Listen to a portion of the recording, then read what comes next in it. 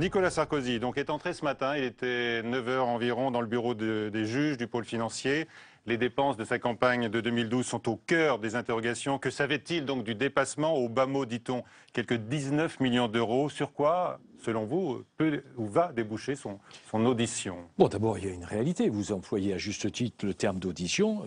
Oui, il s'agit d'une audition qui s'inscrit dans la suite, à vrai dire logique, dans une suite prévisible d'une instruction dans ce que l'on a appelé l'affaire Big Malion. C'est la conséquence.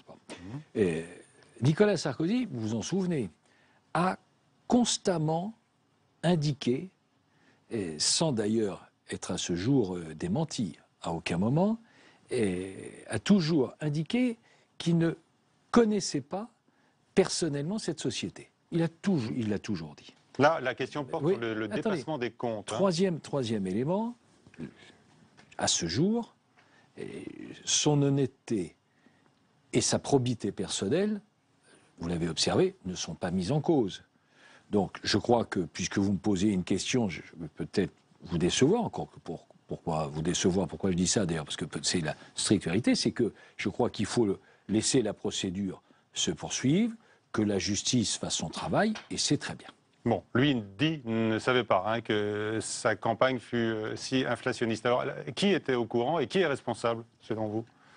Eh bien, j'observe d'ailleurs que votre affirmation, qui va tout à fait dans le sens de ce que je pense, mais enfin, au-delà de vous, elle a été confirmée, par exemple, par Jean-François Copé, qui a indiqué dans l'audition, qui est rendue publique d'ailleurs aujourd'hui, ce qui pose toujours le problème du secret de l'instruction, mais enfin, ça c'est quelque chose sur lequel tout le monde s'assoit sans que ça choque personne, et indique que à aucun moment dans l'audition de Jean-François Copé, dans ses déclarations, il n'est indiqué que Nicolas Sarkozy était au courant. Donc Jean-François Copé, d'ailleurs, confirme. Oui. Alors lui, il n'a pas été mis en examen. Il a dit « Oh là, je suis soulagé, je n'ai plus l'épée de Damoclès au-dessus de ma tête. » Est-ce que vous craignez que cette épée de Damoclès change de tête ce soir ou demain, si l'audition se poursuit, Brice Hortefeux? Jamais, je vous dis, il faut laisser la procédure se poursuivre. Encore une fois, ce qui se déroule, cette audition, elle était attendue, elle était logique, c'est dans le cadre d'une procédure. Vous nous dites que votre ami de 40 ans est très serein.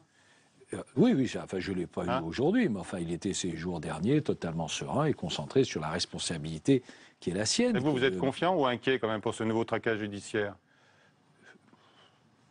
Écoutez, je pense que, comme le disait un cadre des Républicains, un nouveau cadre, il me disait quelque part trop c'est trop.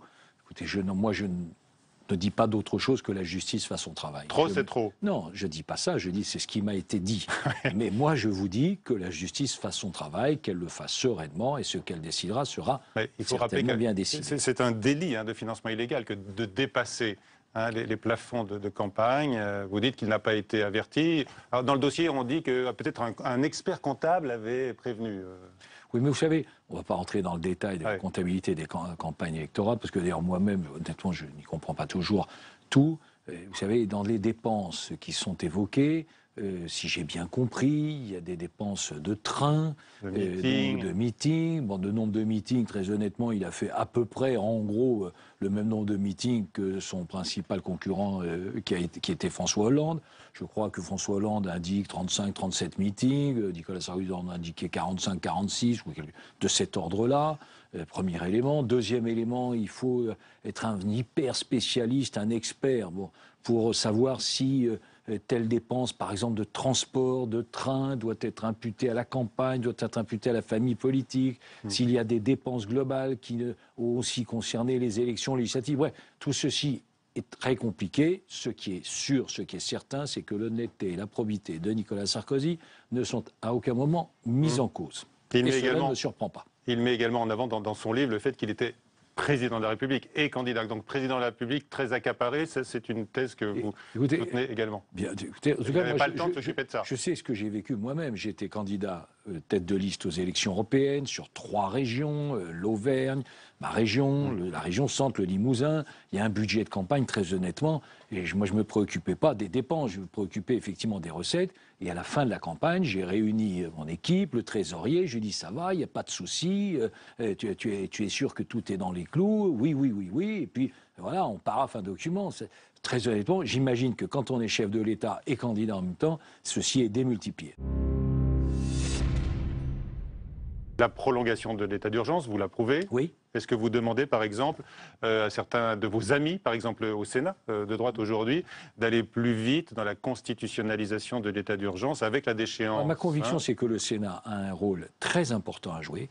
Et cela permet d'ailleurs au Sénat de rappeler quelle est la nature et quel doit être l'objectif, quel doit être précisément son rôle, sa responsabilité, plus que le rôle d'ailleurs, la responsabilité, c'est précisément d'écrire un texte, vous évoquez la déchéance, et qui reprenne ce qui avait été déclaré d'ailleurs au mois de novembre. Par le chef de l'État. Par le chef de l'État. Est-ce qu'il ne faut pas une solution de compromis pour aller vite? Écoutez, ce que demande le chef de l'État aujourd'hui. Oui, enfin, écoutez, le chef de l'État, il est bien malin, celui qui comprend très exactement le fil de sa pensée, parce que soit c'est très compliqué, soit ça serait très ficelle, au choix. Peut-être est-ce d'ailleurs les deux, complexe et ficelle. Parce que la réalité, c'est qu'il y a eu 5 ou 6 positions différentes depuis le 16 novembre. Reconnaissez que ce n'est pas d'une clarté aveuglante. Et peut-être ficelle, mais enfin, pardon, à force de vouloir trop finasser, il arrive qu'on se ramasse.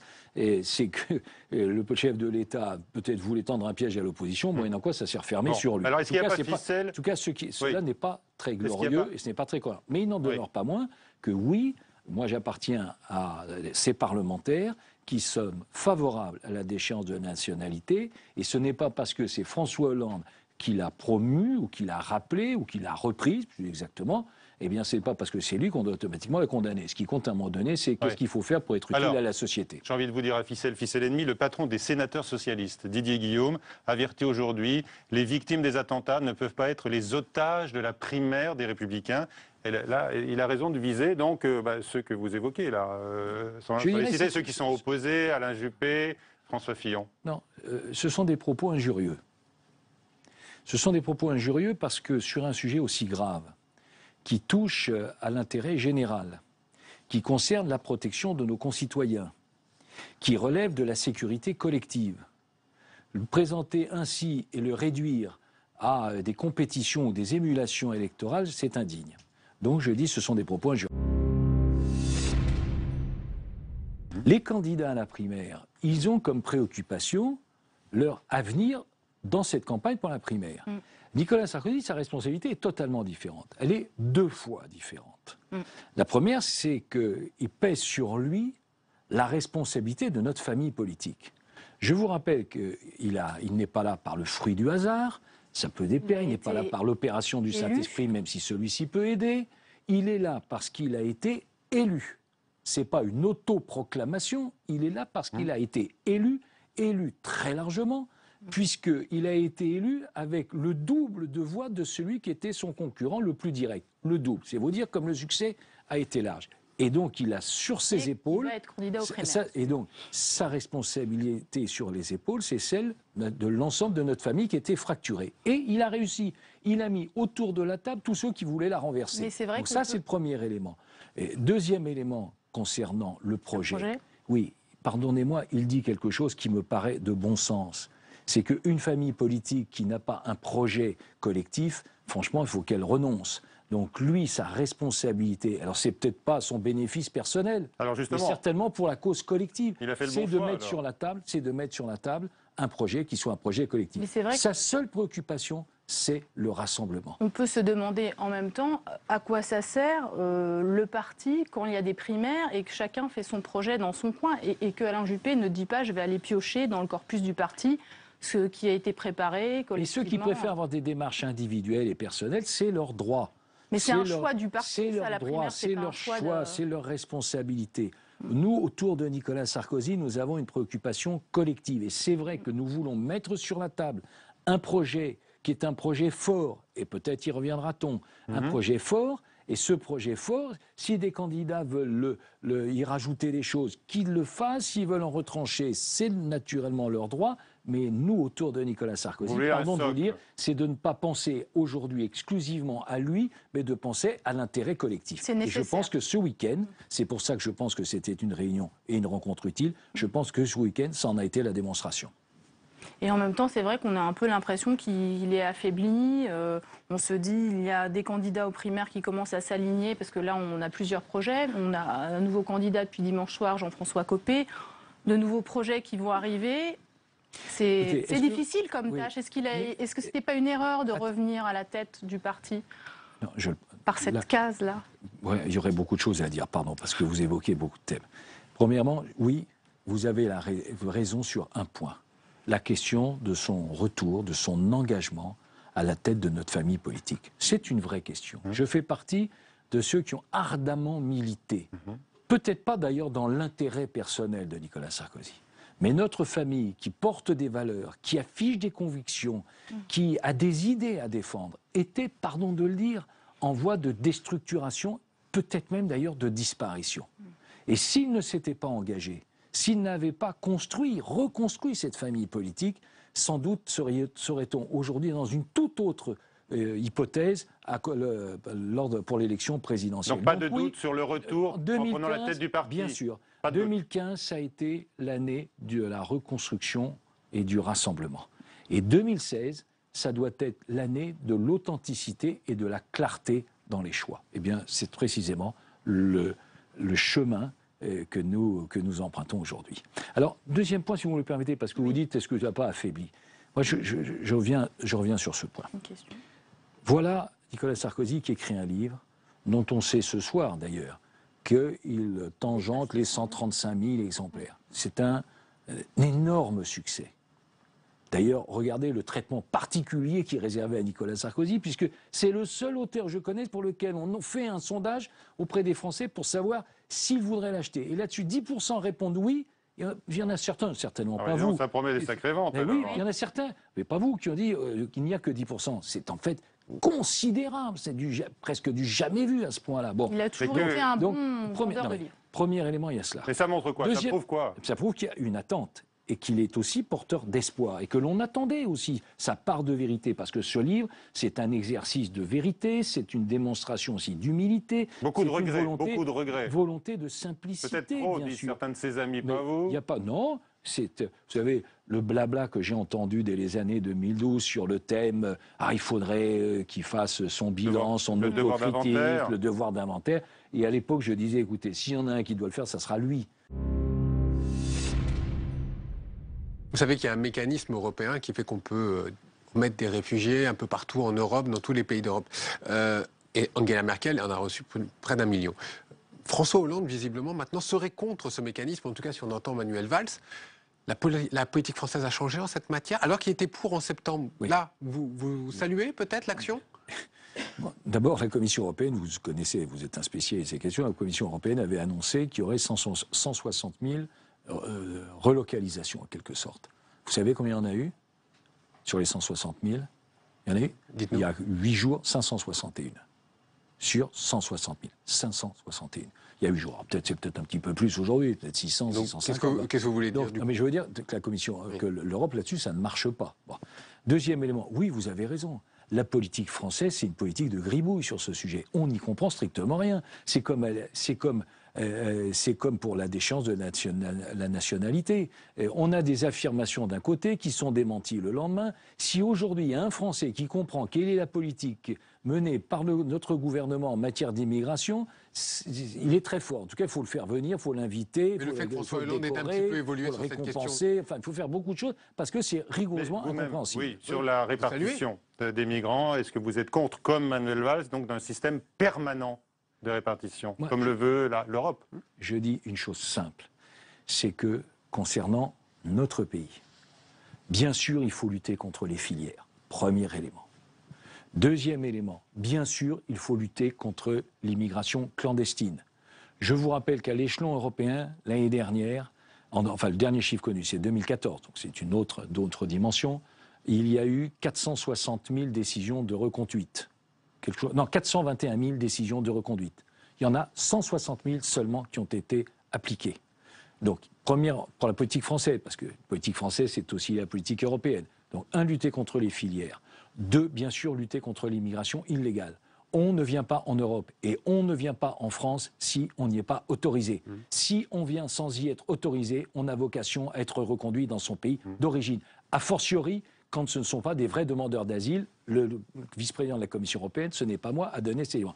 Et troisième élément, je vous le dis, je le dis aussi très calmement, je le dis très sérieusement, je le dis très pondérément, il faut aussi, dans notre pays, faire diminuer l'immigration légale.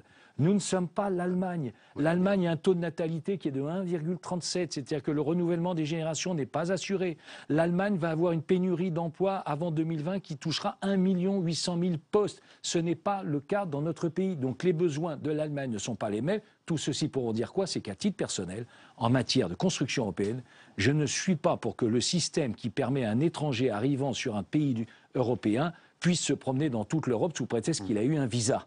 Donc je suis pour que chaque pays décide d'accueillir qui il souhaite, quels sont ses besoins, quelles sont ses volontés, mais pas que cela donne automatiquement et mécaniquement le droit de se promener dans Schengen. Schengen, on va en parler. Non, attendez, on va y revenir sur Schengen. Oui, Schengen 1, Schengen 2. Oui. Oui. Mais ça ne va pas interdire quoi que ce soit. Écoutez, Schengen. Même si vous réécrivez. Schengen, pour rappeler, c'est un traité signé en 1985 qui permet à un citoyen pénétrant dans le territoire Schengen d'aller sur la totalité des autres territoires, avec un titre donc légal. Le seul problème de Schengen, et je ne comprends pas pourquoi personne, franchement, ne le rappelle, c'est que Schengen, ça a été signé en 1985 à 5 pays. Nous en sommes aujourd'hui à 26. 22 pays européens, enfin 22 pays membres de l'Union européenne et 4 à l'extérieur, la Norvège, la Suisse et ainsi de suite. Bon. Donc, un traité signé à 5, pardon, il n'est pas vécu de la même manière quand tout d'un coup il doit s'appliquer à 26. Et nous assistons effectivement à une faillite de Schengen. Une faillite. Il va falloir quand même Laurent Wauquiez. Il dit même aussi qu'il faut durcir le droit à l'acquisition de la nationalité française. Il dit c'est l'auberge espagnole. Vous partagez son avis? Alors, il y a plusieurs sujets. Premier sujet. Est-ce que vous partagez l'avis de Laurent Wauquiez, qui est membre de votre famille, qui est vice-président du parti? Sur l'accès à la nationalité, je pense exactement la même chose. D'ailleurs, nous avions diminué les conditions d'accès à la nationalité. Le gouvernement, là aussi, explique qu'il a une politique très ferme. L'acquisition à la nationalité augmente. Il a une politique très ferme. Les demandes d'asile augmentent de 22%. Et donc, non, c'est l'inverse de ce que dit le gouvernement. Ce qu'il fait, c'est le contraire de ce qu'il dit. Et donc, l'acquisition à la nationalité, oui, bien sûr. Il faut revoir les conditions et les critères d'accès. Il faut revoir les conditions et critères du regroupement familial. Il faut que le temps pour bénéficier du regroupement familial soit augmenté. Il faut revoir les possibilités, comme ça se fait d'ailleurs dans un certain nombre de pays. La France, hélas, ne serait pas pionnière sur ce sujet, mais comme ça se fait dans un certain nombre de pays, il faut revoir les conditions d'accès à l'ensemble des prestations sociales. Si un travailleur est en situation légale sur notre territoire et contribue comme tous les citoyens français de la même manière par ses cotisations sociales, fiscales et ainsi de suite, il doit naturellement avoir les mêmes droits. Naturellement. Simplement, s'il n'y contribue pas, eh bien, avant d'avoir accès aux prestations sociales, il faut effectivement qu'il y ait un certain délai.